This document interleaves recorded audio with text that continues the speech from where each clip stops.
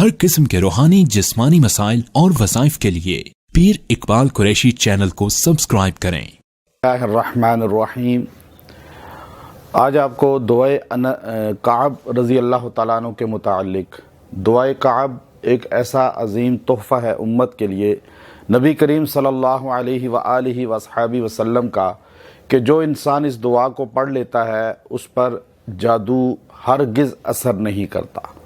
चाहे बड़े से बड़ा जादूगर जो इस वक्त दुनिया का सबसे टॉप का जादूगर हो, वो आप पर जादू करना शुरू करे और उसकी पूरी जमात आप पे जादू करे, लेकिन आप अगर इस दुआ को पढ़ लेंगे तो अल्लाह तबारक व ताला आप पर उसके जादू का असर नहीं होने देंगे। चूँकि ये कलिमात वो हैं जिनको नबी करीम अलैहिस्सलातु वस्सलाम ने ख़ुद अपने ख़ास सहाबी को सिखाए थे।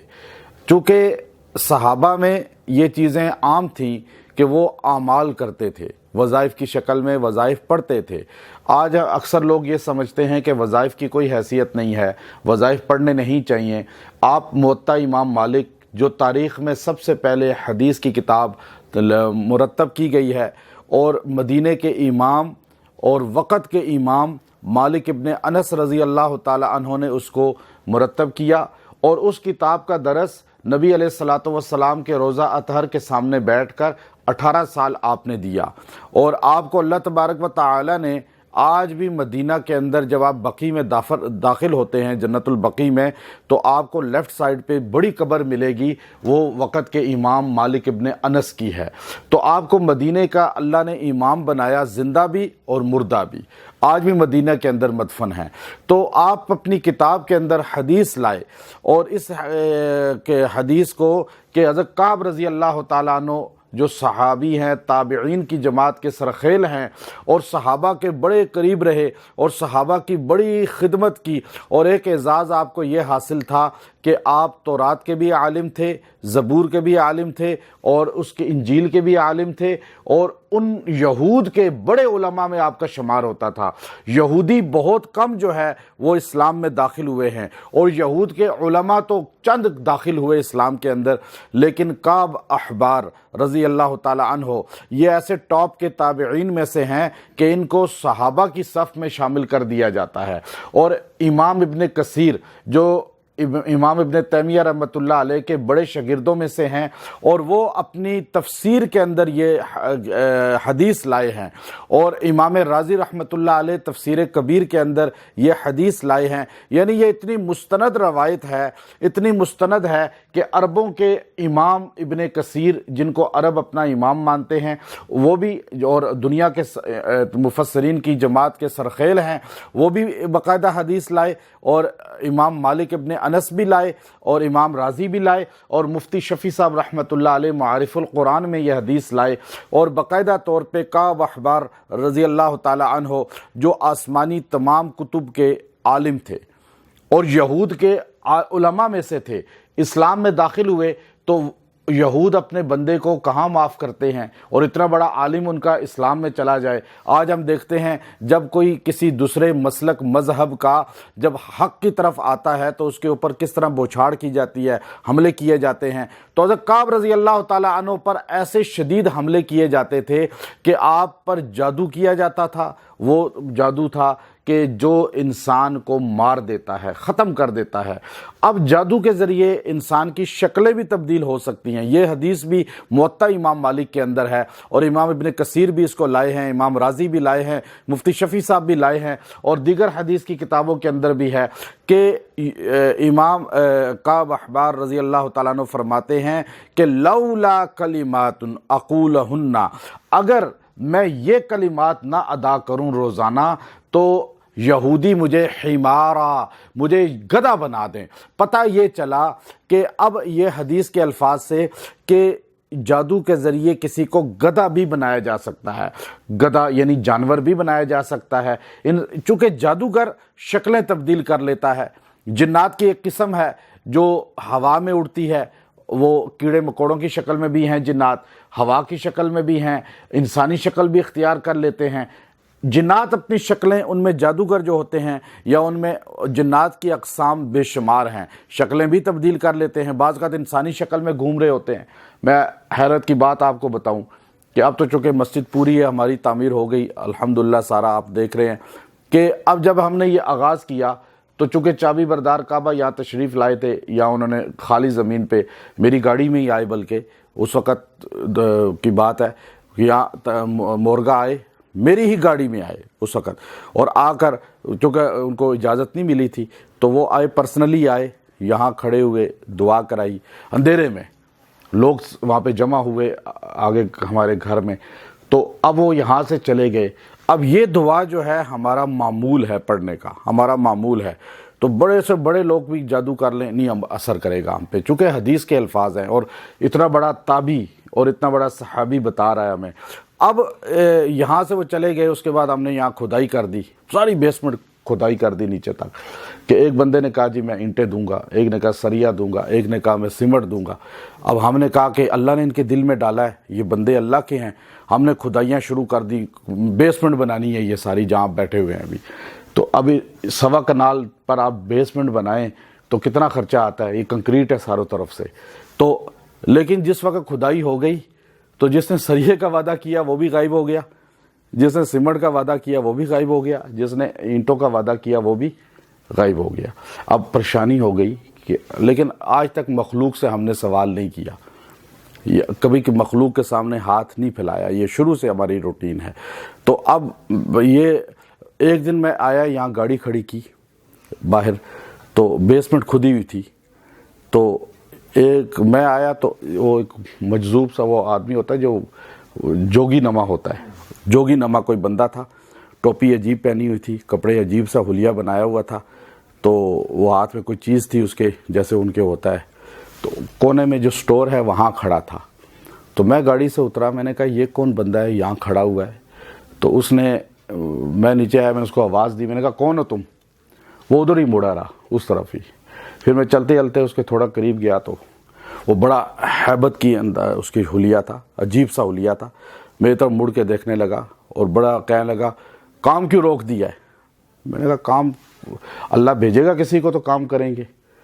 تو اس نے کہا بہت آئیں گے یہاں پر، آپ شروع کرو کام، اور جو یہاں رکاوٹ بنے گا اس کا برا حال کر دیا جائے گا، ہماری ڈیوٹی یہاں لگی ہوئی ہے۔ اب میں اس کو دیکھ رہا ہوں، میں نے کہا یہ تو خود عجیب سا آدمی ہے اور اس کا حلیہ عجیب سا ہے، لیکن وہ یہاں کا تو کہ تھا نہیں، اس علاقے میں کبھی ایسے لوگ آئے بھی نہیں ہیں۔ تو میں نے کہا آپ کون ہو؟ اس نے کہا مجھے چھوڑو، آپ کام کرو، آپ دیکھتے جانا کیا ہوتا ہے آگے۔ اب میں اس کی بات کو حیران تھا۔ اس نے کہا جو اس جگہ کی مخالفت کرے گا وہ ہم اس کو دیکھ لیں گے، تو آپ کرو اپنا کام۔ تو میں نے کہا آپ کا تعارف کیا ہے؟ کہا دعائے کعب پڑھتے ہو نا؟ میں نے کہا جی پڑھتا ہوں۔ کہا بس اسے پکا رکھو، ہم اس کے خادم ہیں۔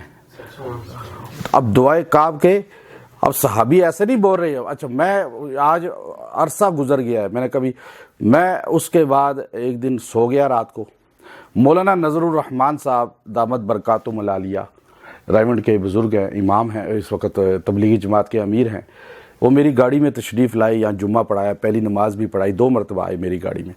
تو یہاں میں جہاں بیٹھا ہوا ہوں نا اس وقت آپ کو بیان کر رہا ہوں، یہاں وہ سو گئے جمعہ پڑھا کر۔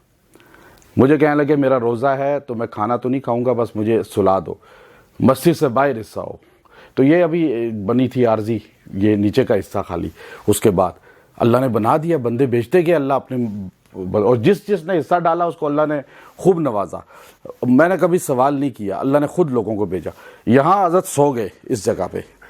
اچھا میں یہاں بیٹھتا ہوں، اسی لیے مجھے بڑا ہوتا ہے کہ یہاں اللہ والے سوئے ہیں، وہ صاحب کشف آدمی ہیں۔ اس وقت مولانا نظر الرحمان صاحب دنیا کے اندر میں سمجھتا ہوں کشف کے اماموں میں سے ہیں، اللہ نے آپ کو بڑا نوازا ہوا ہے، تو میں نے تو بڑا قرب دیکھا ہے، ان کے قریب رہا ہوں الحمدللہ۔ یہاں حضرت سوئے ہوئے تھے، گو تکیہ پہلے یہاں ہوتا تھا، شاید آپ نے دیکھا ہو، وہ ابھی بھی رکھا ہوا ہے میں نے برکت کے، وہ گاڑی میں ان کے پاؤں کے نیچے میں رکھتا تھا۔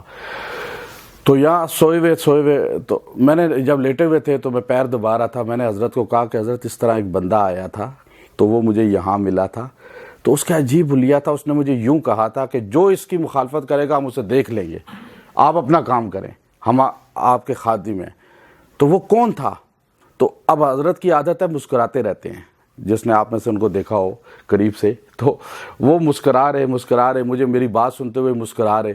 تو مجھے کوئی جواب نہیں دیا. پھر میں نے کہا اب نہیں جواب دینا چاہ رہے تو نہیں پوچھتا, ادب بھی مانے ہیں بزرگوں کا. میں نے کہنے لگے اب جاؤ آپ, میں آرام کر لوں. میں چلا گیا. عصر کے بعد, عصر کی نماز سے پہلے میں پھر آیا تو مجھے کہا جی کہ مجھے زکریا مسجد چھوڑنا ہے آپ نے. میں نے کہا میں لے جاتا ہوں آپ کو. کہا میں کھاؤں گا کچھ نہیں, مجھے آپ کے پاس غسل کعبہ کا پانی ہوتا ہے, مجھے وہ دے دو, میں اس سے افطاری کروں گا. تو میں نے کہا حضرت وہ میں لے آیا. تو پھر میں نے جب اوپر لے کر گیا, یہ چھت تھی اوپر اس وقت, تو وہاں میں نے حضرت سے کہا حضرت آپ مجھے بتائیں وہ بندہ کون تھا. تو آپ نے کہا اب بار بار کیوں پوچھتے ہو, اللہ کا بندہ تھا, اللہ کی مخلوق تھی, آپ کی کام کر رہے ہیں, وہ آپ کی خدمت کر رہے ہیں. پھر حضرت نے اسی وقت مجھے لیٹر لکھ کے دیا میری کتاب کے لیے, وظائف الصالحین کے لیے. اسی وقت مجھے کہا میں سائن کرتا ہوں اب یہ کلمات آپ کے لیے. تو کہا اللہ کا بندہ تھا, اللہ کی مخلوق تھی, ڈیوٹی پر تھی. اب آپ دیکھیے یہ جو دعائے کعب ہے نا, اس کے اپنے خادم ہیں, اپنی خدمت کرتے ہیں اس کی. ہر دعا کی اپنے خادم ہیں, اللہ کے رسول نے جو ہمیں سکھائی ہیں. تو اب میں اس کے بعد ایک دن سو گیا رات کو, تو میں نے خواب میں دیکھا کہ باہر جہاں یہ دکانیں ہیں نا, یہاں پہ قبریں ہیں اور جہاں مسجد کا گیٹ ہے وہاں پانی نکل رہا ہے. تو مجھے کہا یہ اسکندر اعظم اور ایوب علیہ السلام کی قبر ہے اور پانی بہہ رہا ہے. میں نے جامعہ اشرفیہ میں مولانا فضل رحیم اشرفی صاحب دامت برکاتہم العالیہ کے پاس لاہور کے اپنے خاص شاگرد ہیں, ان کو بھیجا. میں نے کہا آپ جا کے پوچھیں کہ اس خواب کی کیا تعبیر ہے. تو آپ نے فرمایا 2012 کی بات ہے کہ یہ جو کہا سکندر بادشاہ کی قبر ہے, تو اس جگہ پہ بڑے بڑے دنیا دار آئیں گے, وزراء آئیں گے اور ملوک آئیں گے. اور جو ایوب علیہ السلام کا بولا, یہاں بڑے بڑے علماء آئیں گے. اور پانی سے مراد یہ ہے کہ یہاں پہ آنے والوں کو اللہ تعالیٰ شفا عطا فرمائے گا. یہ 2012 میں لاہور کے ایک رسالے میں بھی یہ میرا خواب چلا. آپ حیران ہوں گے, اس وقت مجھ پہ کئی لوگوں نے کہا جی علماء آئیں گے بڑے, اور جی بات سمجھ نہیں. آج کتنے بڑے علماء یہاں آتے ہیں, اب وزراء یہاں کس طرح آتے ہیں.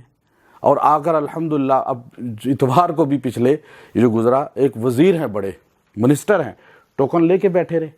ہم نے ان کو پھر بلا بھی لیا جلدی. یہ کیا چیز ہے کہ دعا اتنی پرتاثیر ہوتی ہے. ہمارے یقین اصل میں کمزور ہیں. ہمارے یقین کیا ہے, ہم سمجھتے ہیں یہ تو حضور علیہ السلام نے بتایا, پتہ نہیں اس کا فائدہ ملے گا یا نہیں ملے گا. یاد رکھیں میں نے اللہ کے فضل سے اس کا پھر فائدہ دیکھا.